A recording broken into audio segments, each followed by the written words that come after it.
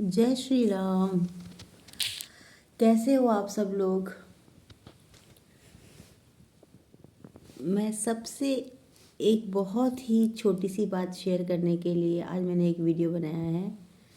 मैंने सब जो आज की परिस्थिति में सब लोग टेंशन में रहते हैं, परेशान रहते हैं, समझ में नहीं आता कि क्या करें, उस परिस्थिति के लिए मैंने एक छोटा सा वीडियो बनाया है।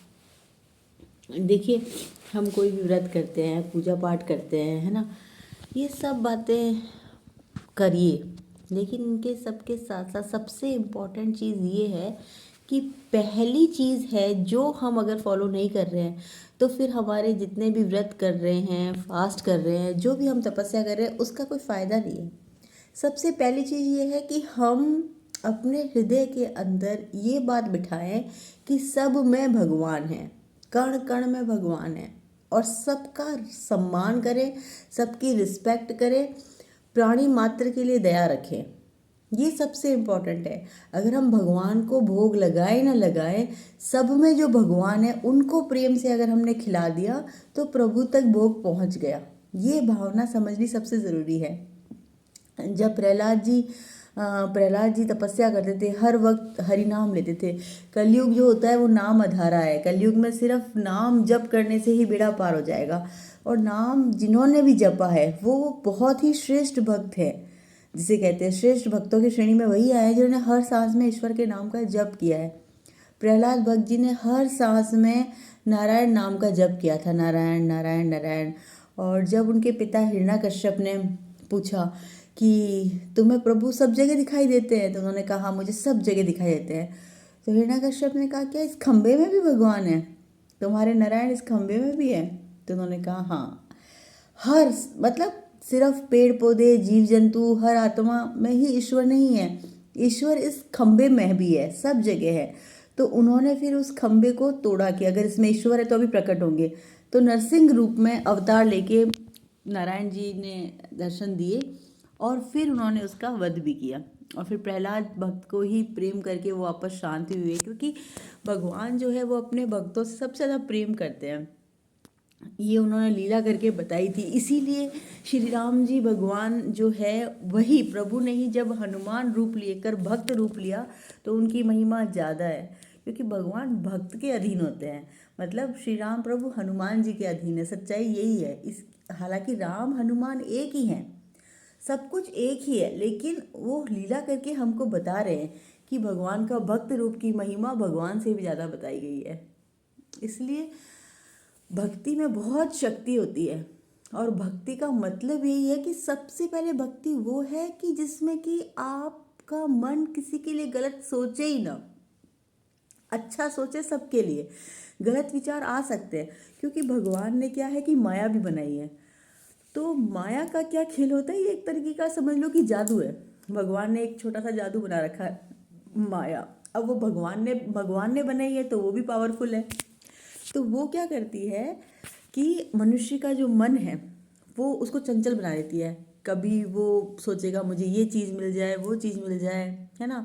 कभी वो ईश्वर की मतलब माया से जब वो हारेगा तब उसके अंदर गुस्सा आएगा, उसके अंदर कोई कोई चीज़ मतलब चिंताएं आएंगी, काम, क्रोध, लोभ, मोह, अहंकार, ये जो भी अवगुण है, ईर्ष्या, ये सारे गुण माया की वजह से होते हैं। तो ईश्वर की जो माया का जादू जब चलता है, जो ईश्वर ने ही बनाई हुई है, तब मनुष्य इन सब चीज़ों से परेशान रहता है। तो फिर हम क्या करें, कैसे जीतें? तो उसको जीतने का एक ही तरीका है, ईश्वर के नाम का जप। हम जो सांस लेते हैं, जो हवा है, वो भी भगवान की है। जब हम सांस लें तो उस हर सांस में ईश्वर का नाम का जप लें, वो पावर आ जाएगी हमारे पास कि हम माया से जीत जाएंगे। तो जब हम माया से जीत जाएंगे तो परम पवित्र ईश्वर जो हैं उनके जैसे ही हम बन जाएंगे। फिर जो हम पूजा तपस्या करते हैं, भगवान भोग के भूखे नहीं है। भगवान 56 भोग, भगवान पता नहीं क्या क्या बना सकते हैं। तो भगवान को रिझाने के लिए कि आज हम भगवान को खीर भोग लगा देते तो भगवान खीर खा के प्रसन्न हो जाएंगे। भगवान प्रसन्न होते हैं भावना से, कि आज आपने सोचा कि मैं प्रभु को बहुत अच्छी सी चीज़ खिलाऊं, ये भावना करी तो बस प्रभु को भोग लग गया। और अगर प्रभु, क्योंकि प्रभु प्रभु सब में है, अगर मान लो कि आप खीर बना रहे हैं बहुत अच्छी सी उसमें हलवा बना रहे हैं, और आपके पास कोई एक, मान लीजिए कि कोई पड़ोसी ही आ गया जिससे कि आप चिढ़ते हैं बहुत ज़्यादा, लेकिन उसमें भी भगवान है, तो भगवान परीक्षा ले रहे हैं। अब वो पड़ोसी आया आपके पास और आपने सोचा मैं इसको खीर नहीं खिलाऊंगी भग प्रसाद की, या कुछ गलत सोच दिया, तो वहीं आपकी पूजा भंग हो गई। पूजा, श्रद्धा, भावना भगवान चेक करता रहता है। और असली संत तपस्वी वो नहीं है जो तिलक लगाया हुआ है या जो बैठा है कपड़े पहन के। असली संत वो है जो सबके लिए अच्छा सोचता है अपने से पहले, जो सब में ईश्वर के दर्शन देख सकता है। वो महान संत है जो कुत्ते, बिल्ली, चिड़िया, मतलब पेड़ पौधे सबके लिए दया रखता है। इवन वो मतलब हर किसी में ईश्वर को देखता है, हर किसी का सम्मान करता है और अपने से पहले सोचता है कि दूसरे का भला हो। वो असली संत है, उसका सम्मान करना चाहिए। और सच में ऐसे संत हम कब बनते हैं? जब हम हर वक्त हर सांस में ईश्वर के नाम का जप करते हैं। तो हमारे अंदर सब ईश्वर के गुण हैं, लेकिन हम भूल जाते हैं माया की वजह से। हमारे आसपास कुछ लोग आते हैं, वो भी भगवान रूप में हमारी परीक्षा ले रहे होते हैं, लेकिन हम कलयुग में क्या करते हैं? हार जाते हैं और हमारे ऊपर माया का धुआं चढ़ जाता है। तो अपने उस धुएं को, उस अवगुण को हर वक्त साफ करते रहिए ईश्वर के नाम का जप करके। अच्छा भोजन करना बहुत ज़रूरी है। अच्छा भोजन मतलब सात्विक भोजन, जिसमें कोई भी तरीके की तामसी चीज़ ना हो। तामसी चीज़ भी दो तीन तरीके की हो गई। एक तो हो गई तामसी चीज़ जो कि जैसे कि जो भी है, मांस हो गया, अंडा हो गया, दूषित चीज़ जो भी है, प्याज, लहसुन, जिसको प्रभु भोग नहीं लगाते हैं, है ना, जो हमारे शास्त्रों में लिखे हुए हैं। तो ऐसी चीज़ों का सेवन अगर आप नहीं कर रहे हैं तो आप संत बन जाएंगे। संत का मतलब वही कि आप सब में प्रभु के दर्शन कर पाएंगे, आप स्वार्थी नहीं रहेंगे, आप ईश्वर के सदस्य होने का अभ्यास करने लगेंगे। आप हैं ईश्वर के बच्चे, तो आप में वो ईश्वर चमकने लगेगा। तो सबसे पहले तो आपको भोजन सात्विक करना पड़ेगा। अगर आप वो ईश्वर की, मतलब ईश्वर का परम प्रेम चाहते हैं और एक अच्छा सुखमय जीवन जीना चाहते हैं, तो भोजन आपका सात्विक होना चाहिए। दूसरा, आप जो जल पीते हैं, हर उस जल को ईश्वर को समर्पित करके पीजिए। झूठा बिल्कुल नहीं खाइए। झूठा खाना तामसी भोजन की श्रेणी में आता है। तो इसलिए कभी भी ना झूठा खाना चाहिए ना खिलाना चाहिए। इस बात को प्लीज़ समझ जाइए आप। कई लोग बोलते हैं झूठा वूठा कुछ नहीं होता अपनों में। अरे झूठे का मतलब ये नहीं कि आपने खाया तो बीमारी। झूठा सबसे बड़ा होता है कि झूठा भोजन जो होता है वो तामसी भोजन की श्रेणी में आता है। अब समझते हैं कि तामसी भोजन होता क्या है। तामसी भोजन वो भोजन होता है जो हमें चिंता देता है, जो हमें तनाव देता है, जो हमारे में अवगुण ला देता है। कौन से अवगुण? काम, क्रोध, लोभ, मोह, अहंकार वाले अवगुण ला देता है। तो वो भोजन तामसी भोजन आता है। तो झूठा भोजन भी तामसी भोजन की श्रेणी में आता है। इसलिए कभी झूठा भोजन नहीं करना चाहिए किसी का भी। सिर्फ ईश्वर को समर्पित करके भोजन करना चाहिए। ईश्वर का झूठा, क्योंकि वो प्रसाद बन जाता है। तो इस बात को प्लीज़ समझ जाइए कि झूठा न खाना चाहिए, न किसी को खिलाना चाहिए। ये आजकल कलयुग में बहुत चल रहा है कि मेरा झूठा खा लो प्यार बढ़ जाएगा। ये सब भटकाने वाली चीज़ें हैं। प्यार नहीं बढ़ेगा, माया बढ़ जाएगी, तामसी गुण बढ़ जाएंगे, जिससे कि आप और परेशान होंगे। इसलिए ना झूठा खाइए, ना किसी को खिलाइए अपना झूठा। ईमानदारी रखिए। हमेशा याद रखिए कि ईश्वर आपको देख रहा है। ठीक है ना? तो ये एक कॉन्सेप्ट को समझिए। झूठा भोजन तामसी भोजन होता है, कभी नहीं करना चाहिए। आपको अगर शास्त्रों का ज्ञान नहीं है, आप अनजाने में ये गलती करते आ रहे हैं, तो अब ईश्वर की प्रेरणा से आपको ये मिल गया है ज्ञान, तो इसको समझिए।